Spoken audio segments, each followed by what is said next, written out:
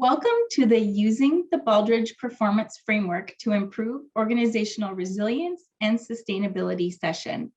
Now I'll turn the microphone over to our presenters. Hello, everyone. Thank you for joining the College of Management and Technology Virtual Research Symposium. I'm excited to be here and present on this faculty-led research team project. As a recent alumni of the Walden University Capstone Program, this is my first time working with such an esteemed research team, and what a rewarding experience it has been for me. Before jumping into the presentation, I want to introduce the team of researchers that work together on this project. The research team consists of Dr. Janice Garfield, faculty, DBA Consulting Capstone, College of Management and Technology for Walden University. Dr. Meredith Wentz, Assistant Chancellor for Planning, Assessment, Research and Quality, University of Wisconsin-Stout, contributing faculty, DBA College of Management and Technology at Walden University. Audrey Butlett Swenson, Liaison Librarian to the College of Management and Technology and Instruction Coordinator, Walden University. Dr. Kevin Wilkinson, Program Director, Assistant Professor, College of Science, Technology, Engineering, Mathematics and Management, University of Wisconsin-Stout. Dr. Gary Zack, Director, Information Technology, Geisinger Health System, and Walden alumni. Dr. Michael Dillard, CEO, Dillard Global Coaching and Leadership Development Institute, and a Walden alumni, and a recipient of the Baldrige Ryman Scholarship. Dr. Suzanne Collins, Information Technology Manager, Placer American Corporation, Walden alumni, and the inaugural recipient of the Baldrige Ryman Scholarship. Dr. Andria Coleman, Food and Nutrition Manager, General Manager at Sodexo North America, Walden alumni, AHCA Examiner. Dr. Alan Turner, Emergency Management Specialist at NASA Glenn Research Center, Walden alumni, and a recipient of the Baldrige Ryman Scholarship. Dr. Susan McKeon, Chief Financial Officer, Associate Laboratory Director for Business Services Directorate, the Brookhaven National Laboratory, Walden alumni. And me, Dr. Adrienne Adkins-Provost, Vice President of Strategy Implementation for Syneos Kidney Care, Walden alumni. The title of this research, as mentioned, is Using the Baldrige Performance Excellence Framework to Improve Organizational Resilience and Sustainability. For those of you who are unfamiliar with the Baldrige Performance Framework, I'll give you a brief overview of what it is. The Baldrige Framework is an assessment tool that helps organizations to accomplish their objectives, improve results, and helps to create and maintain a competitive advantage. The tool includes the criteria for performance excellence designed to help businesses improve and innovate. This comprehensive tool helps examiners assess an organization based on the 7 pillars of excellence, which include leadership, strategy, customers, measurement analysis and knowledge management, workforce, operations, and results. The Baldrige Framework is published by the National Institute of Standards and Technology in the U.S. Department of Commerce, which promotes U.S. innovation and competitiveness by advancing science, standards, and technology in ways that enhance economic growth. The Malcolm Baldrige National Quality Award is associated with this program, and award recipients are recognized as having implemented successful quality management systems within their organizations. This is a prestigious award bestowed annually and helps to set these organizations apart and establish or maintain excellence. Now that you know about the Baldrige Framework, I will move into the research presentation. Next slide, please. Just giving you a little bit of background before we go into the research. The Baldrige program is dedicated, as mentioned, to helping organizations improve performance outcomes and succeed in a global marketplace.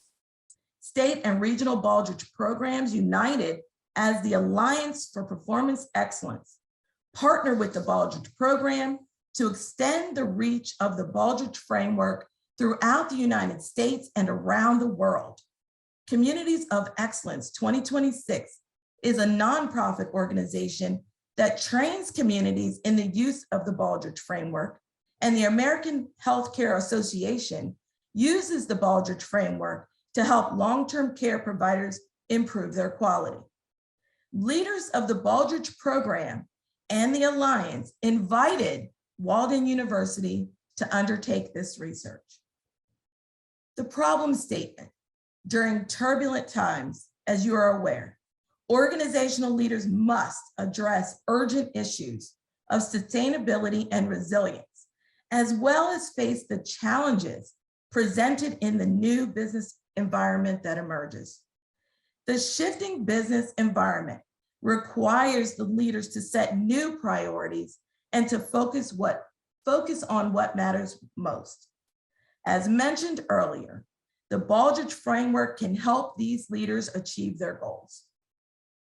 The research team conducted a multiple case study to explore how the business leaders use the Baldrige framework to impact the participating organizations' sustainability and resilience. The purpose of this study was to help to advance the business leaders' knowledge and understanding of the current Baldrige framework, the standards that impact organizational sustainability and resilience. If you think about the significance of this type of research, you have to consider that many organizations closed their doors because of the COVID-19 pandemic impact. But on the flip side, many organizations were successful in sustaining business operations and also seemed to thrive in the midst of chaos caused by the pandemic. What made the difference in those organizations? Understanding how the Baldrige framework helped the organizations who sustained and thrived during the pandemic could provide a comprehensive roadmap that may help other organizations improve their sustainability and resilience. The theoretical framework used for this study was general systems theory. Ludwig von Bertalanffy published general systems theory concepts in 1968. The main tenets of this theory is about how different interrelated business perspectives affect other business components of the whole system and can impact and drive better performance. Next slide, please.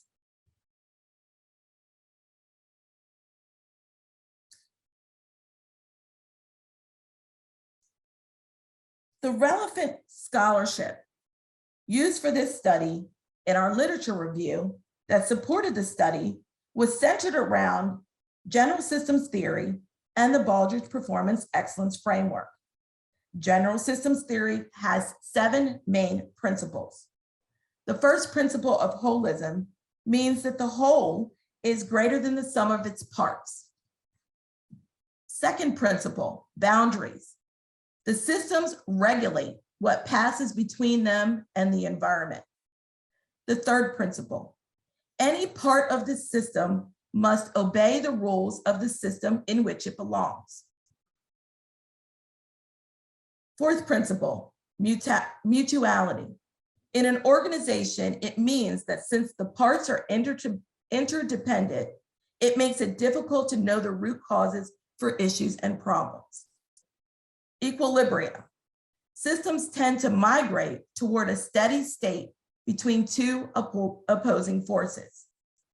Equifinality. In general systems theory terms, it means that there is more than one way to get things done. And lastly, entropy. Unless systems are monitored, they tend to fall into disrepair. The Baldrige framework also uses 7 pillars of excellence previously mentioned. They're excellence, leadership, strategy, customers, workforce, operations, measurement, analysis, and knowledge management, which is another systems perspective to view an organization. General systems theory and Baldrige mesh well together to provide researchers with a comprehensive 360-degree view of an organization's progression from infancy to maturity, and helps to identify strategies for sustainability and resilience used within the organization. Next slide, please.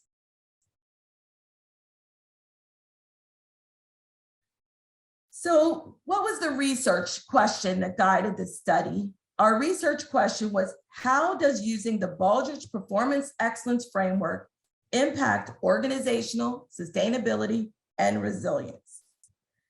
The procedures that we used were a team of 11 researchers, which consisted of a core team of 3 researchers from Walden University and an extended team of 8 interviewers and data analysts. Together, we gathered data using semi-structured interviews following an interview protocol. The participants of the study were managers in healthcare, government, nonprofit, education, business, and manufacturing who had received the Malcolm Baldrige National Quality Award, top-tier recognitions by state and regional Baldrige program, and recognition by the Baldrige-based 2026 Communities of Excellence program. The data analysis used for this strategy used for this research was comprised of 4 components. Yin's 5-step data analysis process, which is comprised of compiling data, disassembling the data, reassembling the data, interpreting the data, and making conclusions about the data. We also use thematic analysis, manual coding, and the team reviewed and identified final codes. Next slide, please. So in the findings of our research, 16 different themes emerged from the data. The top 5 are illustrated on this slide, and they were processes, culture embedded framework, valuing people, strategic planning and continuity planning, and leadership. Next slide. In interpreting the data, as mentioned, the 16 themes emerged. The top 5 findings indicated that the Baldrige Performance Excellence Framework helped the organizations improve their resilience and sustainability during the pandemic because they had developed mature process. The Baldrige framework was embedded in their organization and became a part of their culture. Additionally, key factors for their organizational resilience and sustainability involved strategic planning, continuity planning, and strong leadership. The limitations of the study are that the participants were limited to the 16 leaders who had won the Baldrige National Quality Award and received recognitions from the Alliance for Performance Excellence member organizations, Communities of Excellence 2026, 250 years after the Declaration of Independence, and the American Healthcare Association, which may limit the generalizability of the results. The recommendations we have based on this study are for organizations who are striving to improve their organizational sustainability and resilience should consider using the Baldrige Performance Excellence Framework and embed those principles into their culture and into their processes. Thinking about the social change implications. The implications for positive social change include a potential to demonstrate the efficacy of using a systems approach to sustaining organizational excellence. Next slide, please. That concludes my portion of the presentation. And now we can open it up for questions and answer session.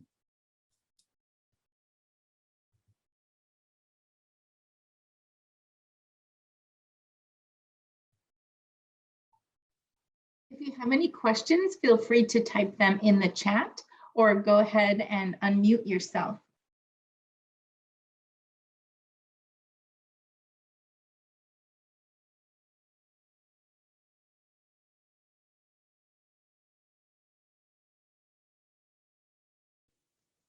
Hi, quick question, Joe Blanchard from Ontario, Canada. The length of the process that this project took from start to finish, how long did it take?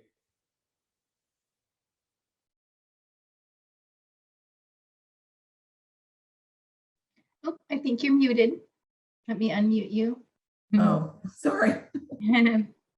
I believe the project started in March. I joined the team a little bit later. I was not one of the core researchers in the beginning. I joined in that extended 8 team of researchers. So I believe the research started in March of this year. And, you know, we conducted the research and now we're in the process of finalizing and writing the results in a white paper. Dr. Garfield, is that correct? We started originally in March?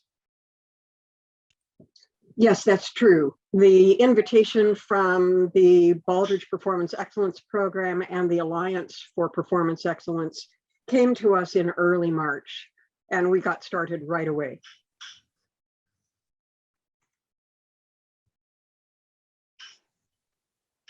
Perfect, thank you. Yeah, I'm looking at a couple organizations in Canada that have business problems to follow and utilize the Baldrige framework. I'm currently a student at Walden in the doctoral program. So This is Jan Garfield again. We had a very aggressive work breakdown structure for this project because we wanted to fit it into this quarter of the calendar year. The Baldrige Performance Excellence Program asked in particular that we develop evidence to support what they knew anecdotally about the efficacy of using the Baldrige framework, particularly during a time when sustainability and resilience were important.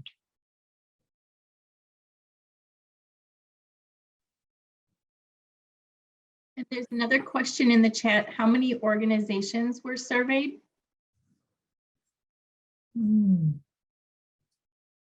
I think it was 11. Was it 11? Michael, are you here? Is it 11?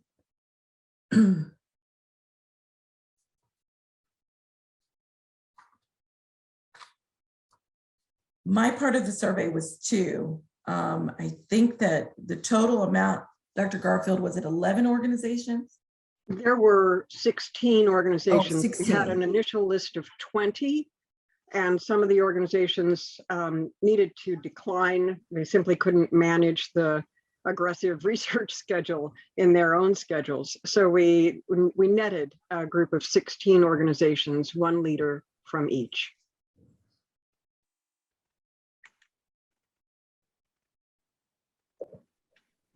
Hi, this is Maria with Houston. Were the researchers trained on the Baldrige framework? Is there a specific training that they went through or anything like that? So several of the extended team were Walden University alumni graduates from the consulting capstone program. So we were all well-versed in using the capstone, using the Baldrige framework with working through our DBA degrees. So although we didn't take formal Baldrige examiner training, we were trained in using it through our own DBA research. Thank you. Mm-hmm.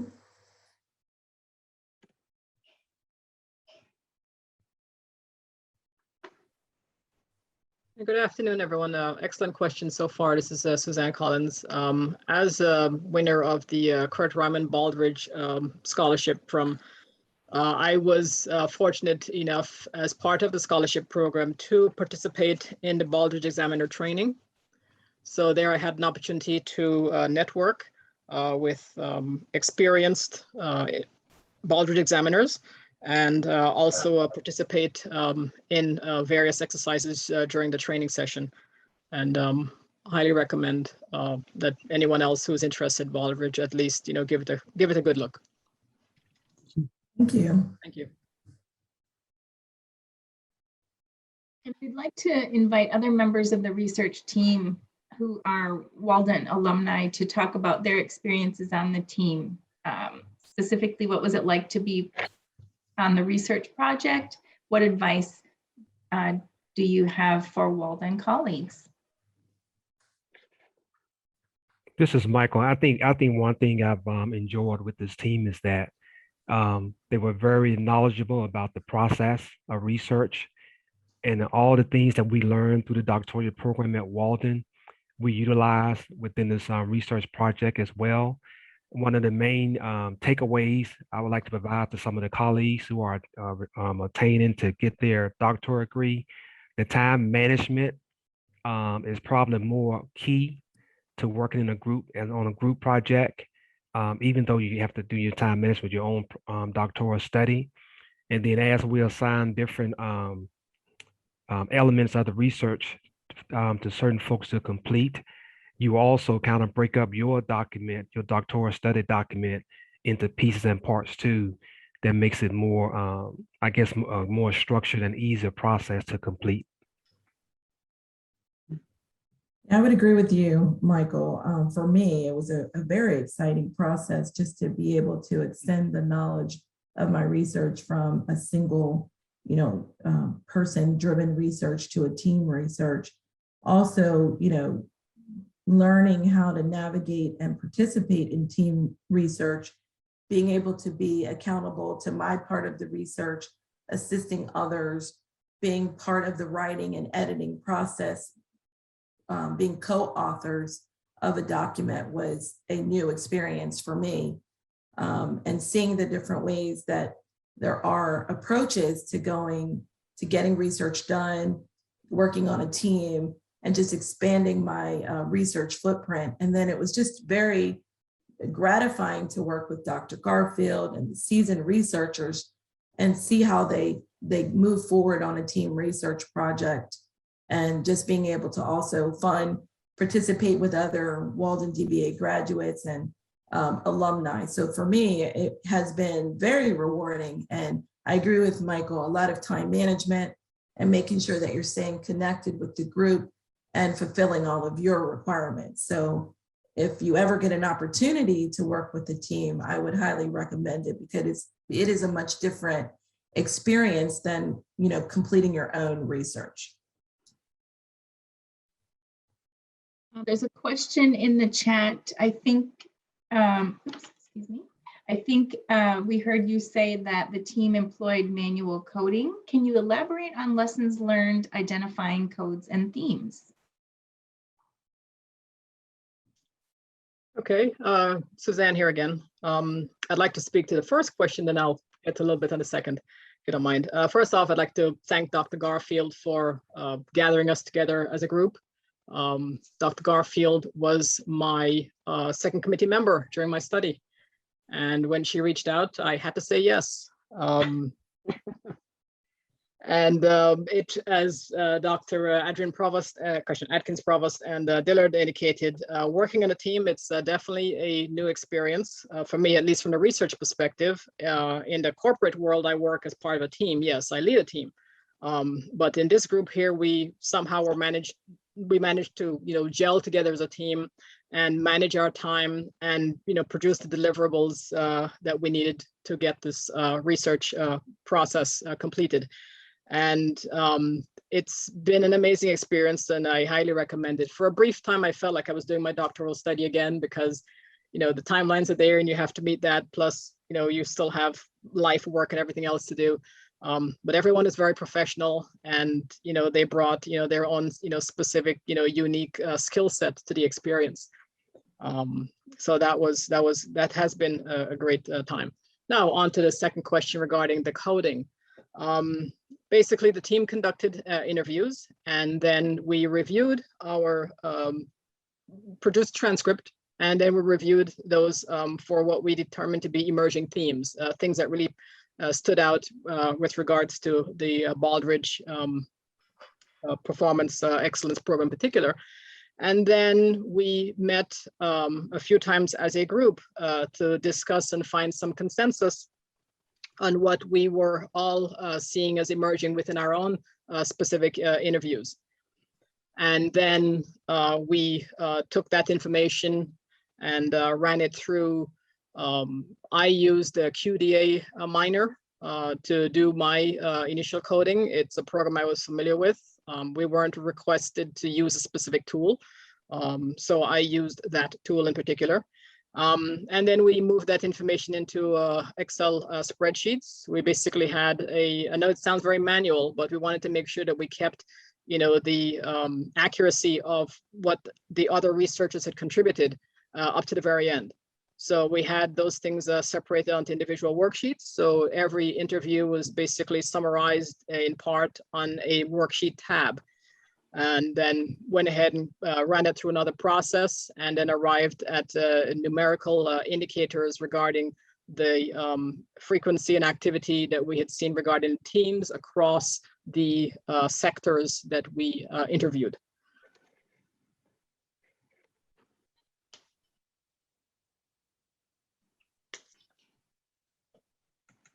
So this was a lot more involved than what I had been involved with during my doctoral study, because it was a single person show and a lot less interviews to process. I will add from a technical note, because I'm a little bit of a geek, that one of the key things that was very helpful in this process was using the online transcription that is actually built into Office 365 Online.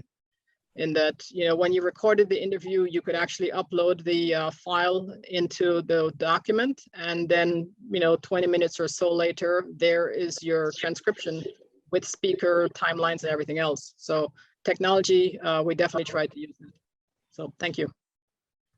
Yeah, and just to elaborate one other point, just in that process, and you mentioned it, Dr. Suzanne, just meeting together to finalize the codes and themes, going through very painstakingly everyone's research and coming to consensus by viewing, the results of everyone's coding was really, an extra step that, of course, I had not performed, when doing individual research. So it was kind of a group, collaborative and decision-making process.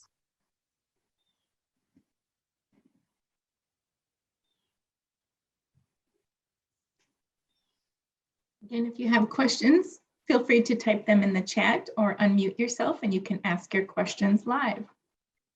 And while we're waiting for other questions, I don't know if any of the other team members would like to elaborate a little bit more on lessons, what you learned from the research project, or advice or lessons for Walden colleagues.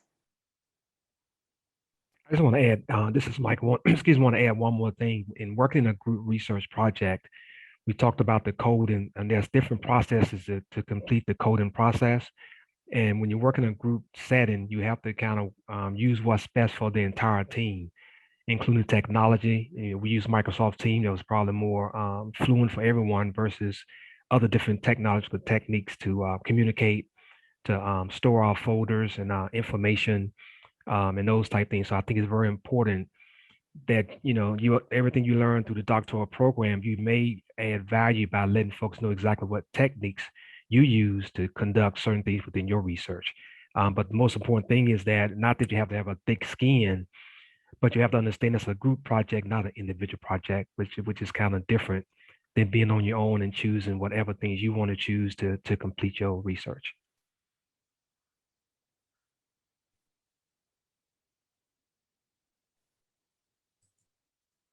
That was a great point, Dr. Michael, about, the technology. Thinking about that technology piece, it made me think, what what types of challenges, if any, did you experience, and how did you address them throughout the process?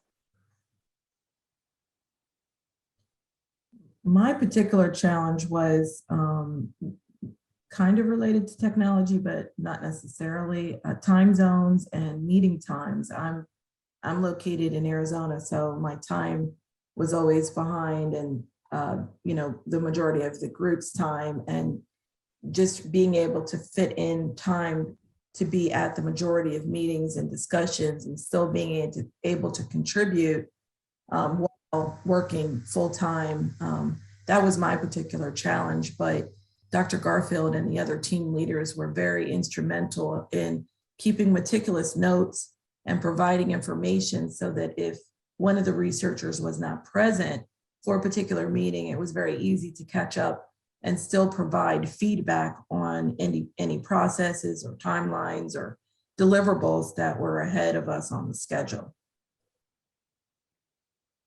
Yeah, good point. And I think one thing too that I witnessed and experienced is that when you deal with a lot of folks from different arenas and very diverse, some folks feel more comfortable with different technological means, such as some folks use Zoom most of the time at their business and personal life. Some people prefer Microsoft Teams.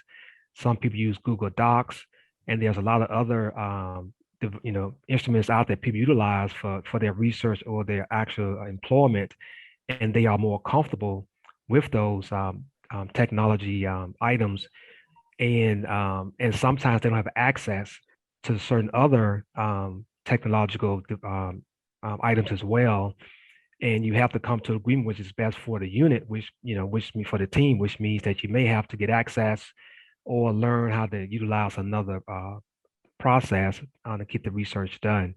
So those are the simple things we don't think about because we use different things on our own. But when you come to a group, you have to kind of think about, you may have to learn some other things, like some folks don't use Zotero, for their research. Some people use Microsoft Word. There's different ways to do that.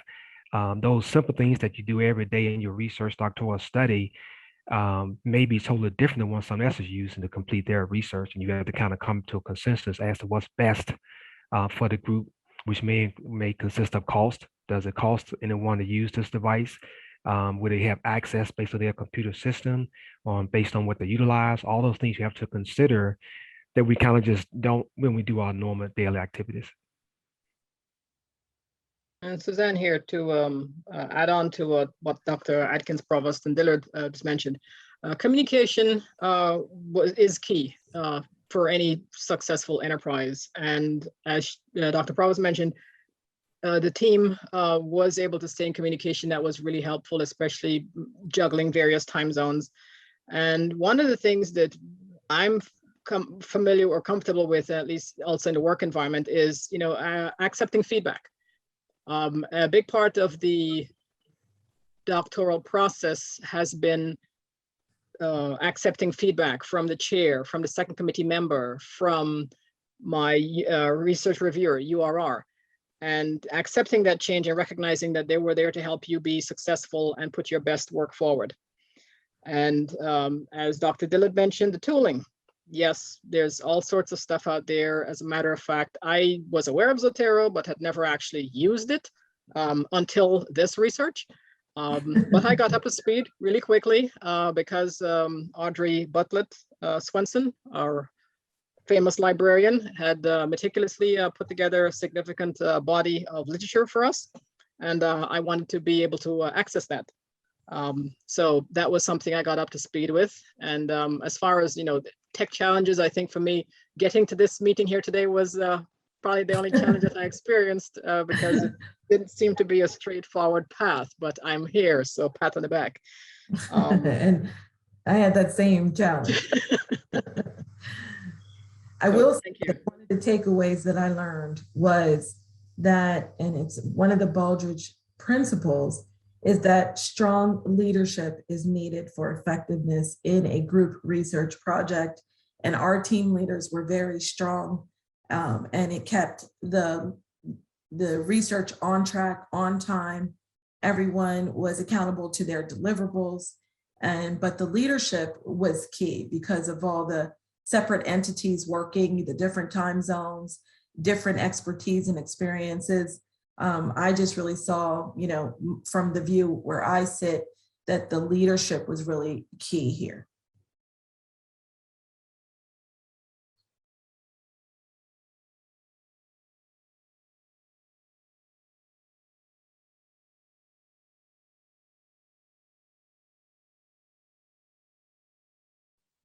Great, thank you for that input. I don't see any other questions in the chat. If anyone else has a question, you can feel free to enter it in the chat or unmute yourself. Just a comment on Audrey. Don't ever lose Audrey from the university. She's a godsend. And we agree. She is awesome.